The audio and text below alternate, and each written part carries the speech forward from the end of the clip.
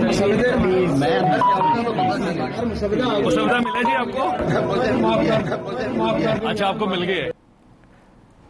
इस वक्त मौजूदा सूरत हाल ये है कि हुकूमत तो अपनी आइनी तरमीम पास करवाने में अभी तक तो नाकाम है, और जो मतलूबा उसको सपोर्ट चाहिए थी ख़ास तौर पर JUI से, और कुछ बंदे उन्होंने PTI के तोड़ने थे, उसके आगे भी बड़ा सवालिया निशान है। मसाइल शुरू होते हैं उन खुफिया तरमीम से जो पहले तो मंजर आम पर आई नहीं, लेकिन जब मंजर आम पर आई और उस पर वकला बरदरी, सिविल सोसाइटी, मीडिया सारी तरफ से क्रिटिसिज्म का सामना है। बल्कि जो पॉलिटिकल पार्टीज़ हैं उसके अंदर भी दो राय पाई जाती हैं। बाज़ ऐसी तरमीम है जो पाकिस्तान में सुप्रीम कोर्ट को मुकम्मल तौर पर ख़त्म करने के मुतरादिफ है।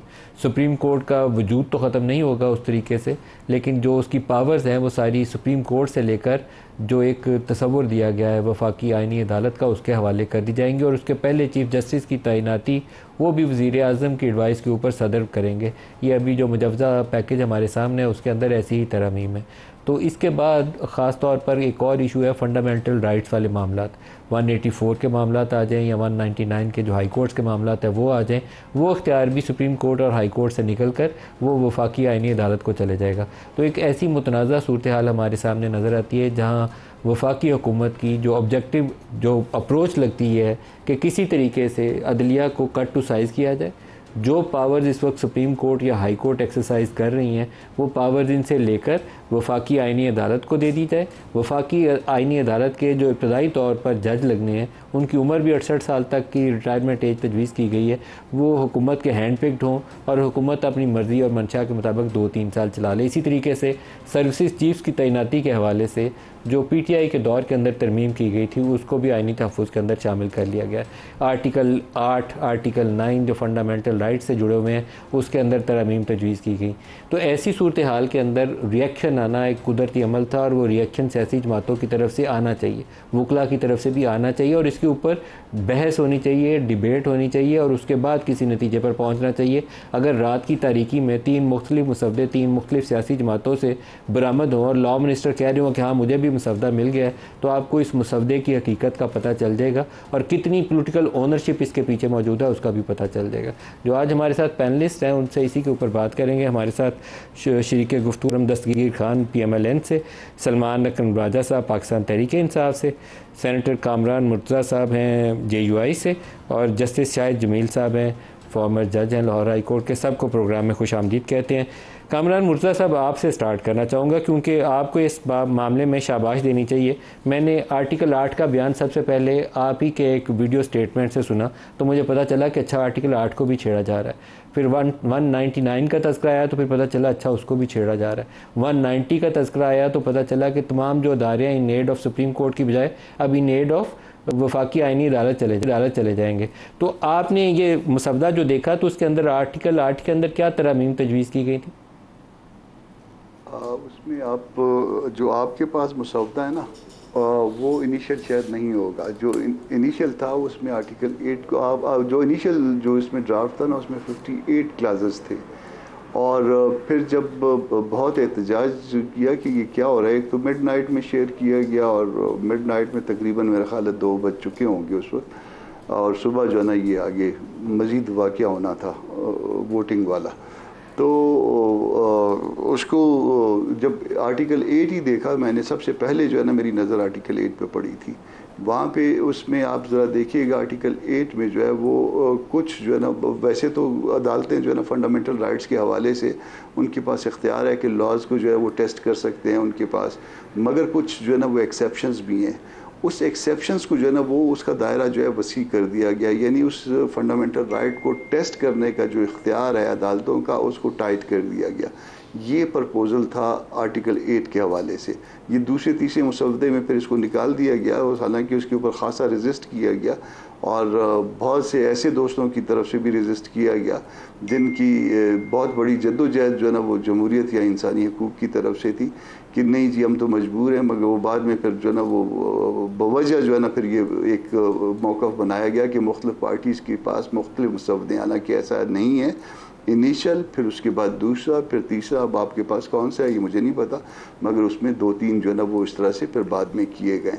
आर्टिकल 199 में अदालतों के इख्तियार को जो है इख्तियार समात को उसका जो आप क्लास 3 देखेंगे ना 199 का, उसमें कुछ जो है ना फिर अगेन जो है ना वो आस्टर क्लाज है, कुछ चीज़ों को निकाला गया है कि हाई कोर्ट का इख्तियार जो है वो कुछ मामलात पे नहीं है।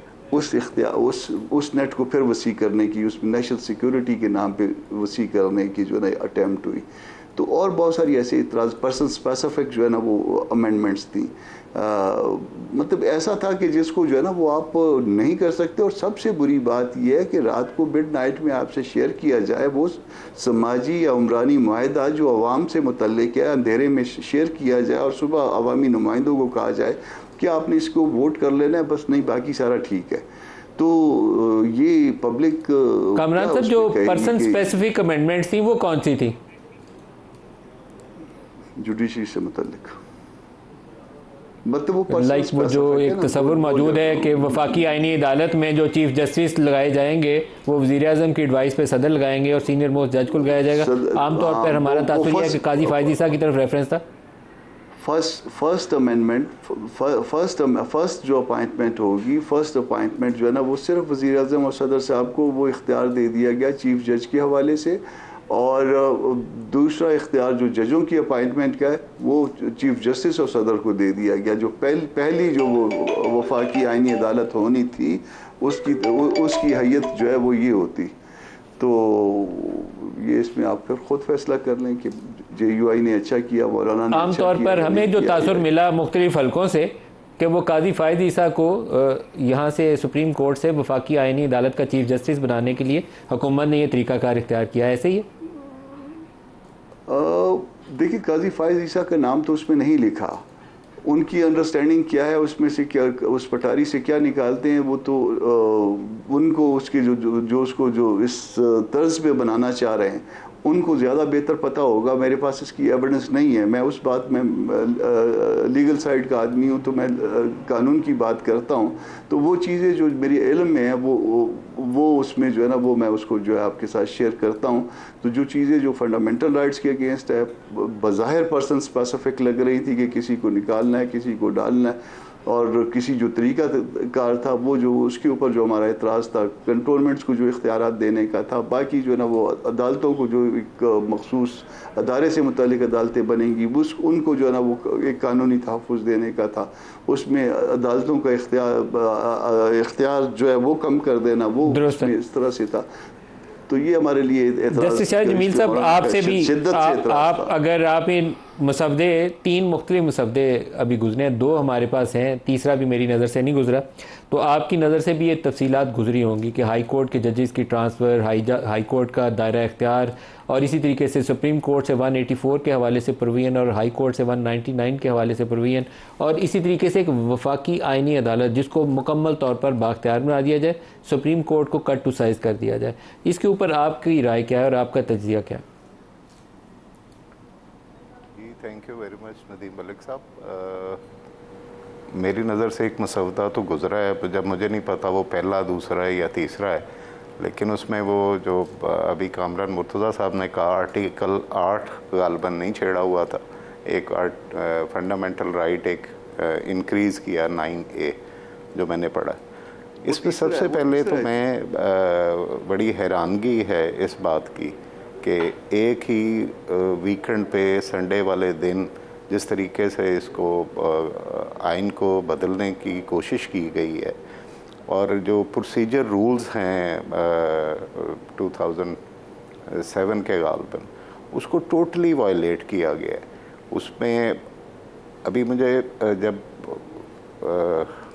कामरान मुर्तज़ा साहब की पार्टी ने जब कहा कि जी हमने तो मसवदा ही नहीं देखा, और बाद में टीवी देख के पता चला कि बहुत सारे लोगों ने भी मसवदा नहीं देखा, कुछ शायद हुकूमती पार्टी के MNAs ने इस पर भी एहतजाज किया, जो टीवी से पता चल रहा है। तो ये तो लेजिस्लेशन की बेसिक स्पिरिट, एक आम लेजिस्लेशन जो है, जब आप कहते हैं कि रिप्रेजेंटेटिव हैं MNAs और सेनेटर्स लोगों के, और this is the will of the people which is being translated, तो वो ट्रांसलेट कैसे हो रही है जब आपने वो मसवदा ही नहीं दिखाया और फिर आपने उस पर कोई बहस ही नहीं की, किसी से ओपिनियन ही नहीं ली। यहाँ पे मुझे याद पड़ता है, मैं पिछले दिनों एक रिसर्च कर रहा था, इंडिया ने अपना इनकम टैक्स का लॉ बदला, उन्होंने ड्राफ्ट जो है उसका वो कोई 1 साल पहले मार्केट में दे दिया कि जिसने इस पे ऑब्जेक्शन लेना है, अपनी इनपुट देनी है वो दे, और फिर उसके बाद उसमें अमेंड करके फिर उसको बहस करवाई जाएगी। पाकिस्तान में क्या हो रहा है, किस तरह की लेजिस्लेशन हो रही है, पहले तो ये बहुत ही हैरान कुन है। और डेमोक्रेटिक पार्टीज़ की तरफ से अगर ये एक्सरसाइज हो रही है तो अल्लाह ही रहम करे इस मुल्क पे। दूसरी बात जो आपने 50-60 आइन के आर्टिकल हैं जस्टिस साहब जिनको छेड़ा जा रहा है, और छेड़ा इस तरीके से जा रहा है कि रात को 2 बजे कामरान साहब ने कहा कि इनको मसौदा दिया गया है। वो अभी मैं 156 रूल है जो प्रोसीजर रूल्स का मैं बता रहा था, वो मैंने पढ़ा है। तो उसमें उन्होंने लिखा हुआ है कि आपने एक अलहदा से पुट करना है और उस पर एक क्लास पे वोटिंग होगी और उस पर येस और नो किया जाएगा। इतना सेंसिटिव है और इतना वो क्या कहते हैं स्ट्रिक्ट प्रोसीजर है कॉन्स्टिट्यूशनल अमेंडमेंट को पास करने का।